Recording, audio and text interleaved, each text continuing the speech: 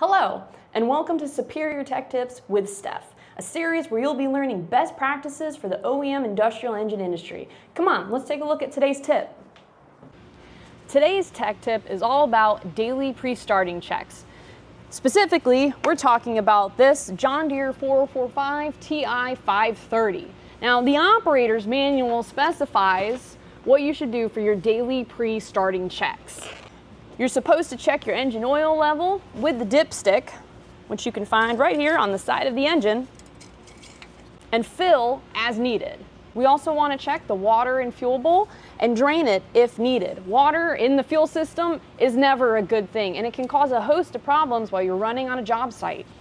Be sure to inspect your engine compartment, especially if you have an enclosed power unit, because leaves, dirt, dust, debris, twigs, sticks, acorns, and all types of things can end up on the top of your engine compartment here and could pose a risk, especially when we're talking about after-treatment systems that make a lot of heat.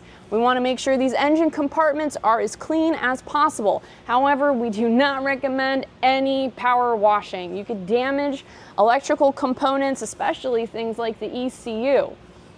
And then, of course, also, most importantly, check your battery connections. You wouldn't believe how many times we get calls from people who are having trouble starting their engine, and it turns out that their battery has been fully drained. Another part of the daily pre-starting checks is checking to make sure that your radiator is full and to make sure that there's no debris stuck in the screen. This screen is clean, so we don't have to worry about it. So let's go ahead and make sure our coolant is at the right level.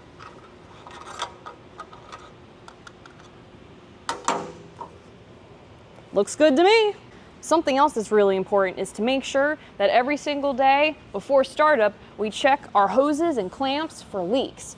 Whether that's the cooling system, the fuel system, or the oil system, making sure that there's no leaks or holes or loose clamps, so that ensures that the engine will keep running for the full days of work.